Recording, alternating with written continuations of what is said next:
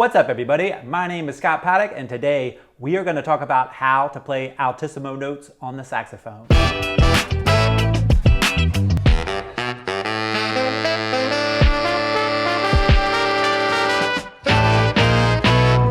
Altissimo notes are really high notes on the saxophone. And they are much harder to play than regular notes because you have to have your tongue in a very specific position, your embouchure has to be a little bit tighter, and you have to use false fingerings. False fingerings meaning you're going to have to kind of trick your saxophone into playing these notes because there aren't specific fingerings for these notes. For example, if you're just going to play a B on your saxophone, you would finger, just with your first finger, a B. And that note would come out. No matter what you did with your embouchure, a version of that note would come out.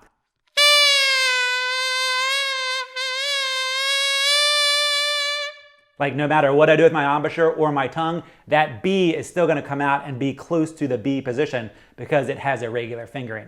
When we're talking about altissimo notes, we are using false fingerings. What makes this even more difficult is there can be one set of fingerings that works really well on an alto sax, but they don't work so well on the tenor sax. Or they can even be different from brand to brand. So the fingerings I use on my P Mauriat could be a little bit different if I was playing a Yamaha.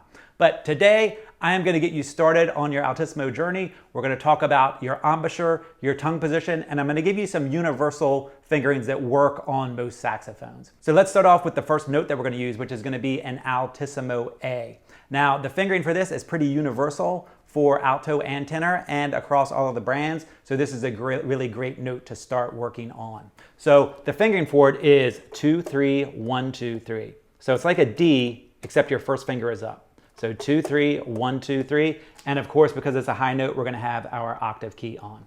So the note sounds like this on the alto sax.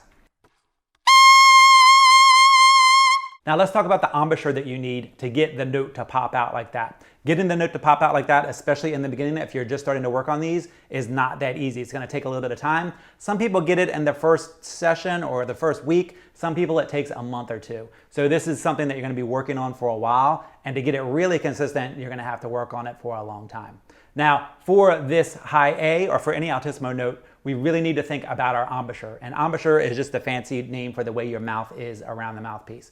So when you're doing your altissimo embouchure, you want to think about having a tighter embouchure, almost like you're squeezing. Now, you don't want to bite. The way you want to squeeze is you want to bring your corners in really tight on the side of the mouthpiece. So you want a really tight embouchure, squeezing in on the side, but not biting down on the reed. If you bite down on the reed, you might get a high note, but you're not going to have any control over it. But you do want to feel a little bit of a squeeze when you're playing this altissimo embouchure. Now, the main ingredient to getting your altissimo notes out is your tongue position. That is the absolute most important thing that you can do, is have good tongue position. So for that, you're going to want to put your tongue in the E position. Say the word E, maybe even go ah, E. So the ah is down low, and then when you move up into the E, you can feel your tongue go up high in your mouth and towards the front. So you want to go up and towards the front.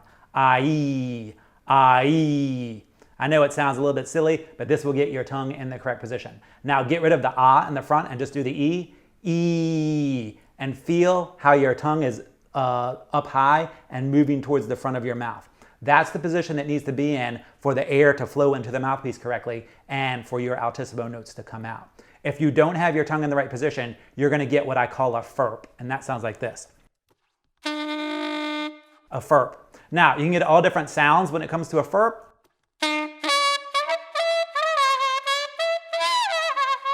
And that all has to do with what your tongue position is. Now, you might notice that those firps went up and down. The higher I got my tongue, the higher the firp got. So that's actually a good sign. The higher it is, the closer you are to that note. The lower it is, the further away you are. So if your tongue is down too low, you're gonna get a firp, and you're not gonna get that note to be able to come out, that altissimo note to come out. So take a listen where I start with my tongue too low, and I keep raising it until I get into the altissimo position, that really high E position.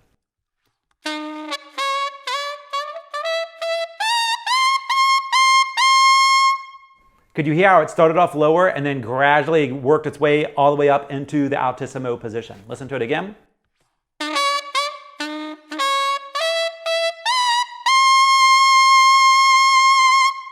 then the opposite is true too. If I start up really high in the altissimo position and lower my tongue, it's going to work its way down into a Firp.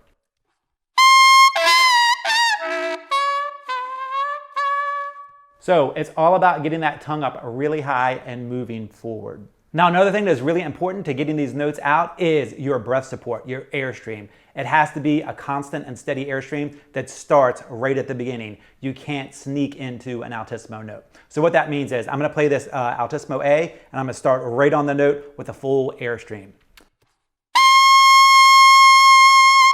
And it pops out right away. If I sneak my way into it, I'm going to get that weird sound on the front of it because there's not enough air going into the saxophone to make that note speak. Listen to it again. This is sneaking into the note. And this is starting with a full airstream. So you want to make sure that your corners are in tight, that your tongue is up really high in the E position, and you're starting with really good breath support. Now, if you're having problems getting these higher notes coming out because of your tongue position, you might want to consider working on some overtones. If you've never worked on overtones, they are a great place to start for working on tongue position, because the whole idea behind overtones is fingering a low note and using your tongue to make other notes sound.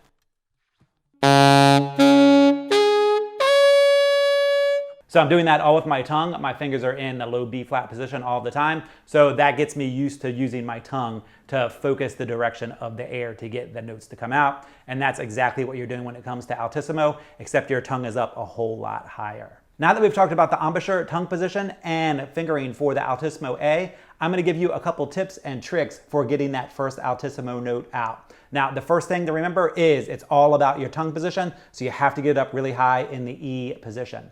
Second, do not sneak into the note. If you sneak into the note, it will not work. So make sure you have really good breath support when you're trying to play that first note. Even if you're just getting firps and squawks and squeaks, keep that air going really steady. Now, the first thing you want to try, if you can't get the note to come out, if you're doing all of the stuff and the note won't come out, you're going to do a little bit of a cheat. And that cheat is you're going to move the position of the mouthpiece. So you're going to make the air go into your mouthpiece in a different position by repositioning your mouthpiece. Now, this is not something that you're going to want to do all the time to get the altissimo note out, but if you can get the altissimo note out, even if you're using this little cheat, chances are you're going to be able to reproduce it without the cheat eventually. So what I mean by that is instead of just doing this, move your mouthpiece so it's going up and down in your mouth to try and get that note to come out. So this is what an Altissimo A sounds like.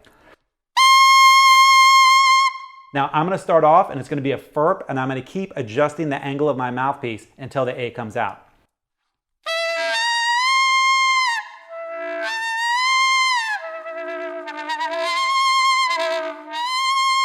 I know that sounds really crazy, but that is a really great way to manipulate the way the air is going into your saxophone. So once you find that angle, then you want to be able to reproduce it without moving your mouthpiece around. But just hearing yourself play that altissimo note is a super important step of being able to get it and reproduce it on your own without any cheats. Now, the next thing is when you do start trying to play this, you're absolutely going to get some Firps, but you also might get like a little portion of the note in the Firp. So that would sound like this.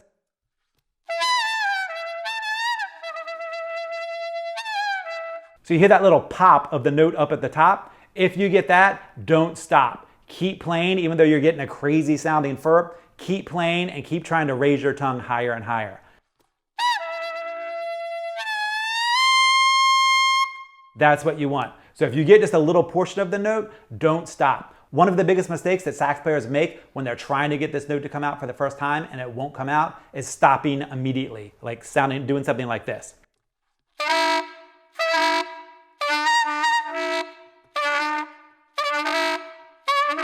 If you do that, you're almost guaranteed to never get the note to come out. Even if you're getting a terrible sound like that, hold it and adjust your tongue.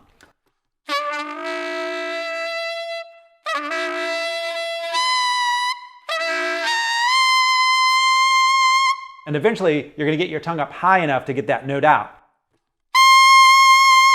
And the good news is, once you get that first note out, maybe the second or third note, but definitely once you get the first one out, you're going to be able to reproduce it. You're not going to be able to do it on demand anytime you want. But once you get it out, especially after you've gotten it out a couple times, it's going to be a lot easier to get it out again because you've already figured out the tongue position and the pathway that your air needs to take to get those high notes out. So just keep working at it until you get it. And then when you do get that high A, hold it for a long time and try and pay really close attention to what's going on with your tongue and your air.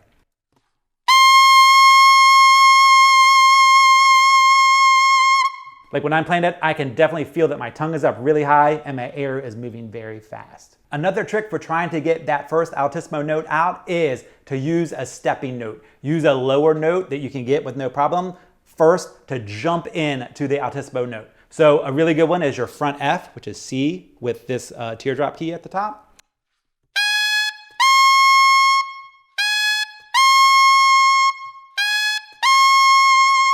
By doing that, the F is fairly close to that A, so your tongue is already up pretty high to play the F, so you just have to get it up a little bit higher for the A to pop out. So you're using that F as a stepping stone to get into the A. So that's a really good way to get your tongue close to the correct position, and then just try to get up a little bit higher for the Altissimo A. Now, Altissimo A is the starting point for most people, especially on alto sax, but sometimes it's easier to play a G, and that is the case on a tenor sax. Sometimes the G is easier than the A. The alto sax and tenor sax have different fingerings for the Altissimo G. The one on the alto is a little bit crazy, but it sounds great and it's worked on every alto sax I've ever played. And that fingering is 1, 3, 1, side B flat, so this bottom side key, and your E flat key. So I know that's a really strange fingering. 1, 3, 1, side B flat, and E flat. It's a really weird fingering, but the G will pop out and it sounds great with this fingering. It has a lot of power to it. On tenor, the fingering is a whole lot easier. It's just your B key with the high F sharp key. So this key right here. If you have a vintage sax, then you don't have this key, so you would use your side B flat key. But if you do have a high F sharp key, it's your B key with your high F sharp key. If you don't have that high F sharp key, you would use the side B flat. So on tenor, that G is fairly easy to get out because you're coming from the F. So especially if you finger an F and then a G, you're already so close that a G might be a better starting point. For the alto sax, I've found that with most students, the A pops out before the G, but sometimes the G comes out before the A. So I would recommend start off trying to get an Altissimo A, and if you can't get the A to pop out, then switch to the G. So the G sounds like this on the alto sax. And the A, of course, sounds like this. And the good news is once you get one of them, whichever one pops out first, the other one is going to be really easy to come out. So once you get one of those notes out and you get it really solid, then start working on the second note.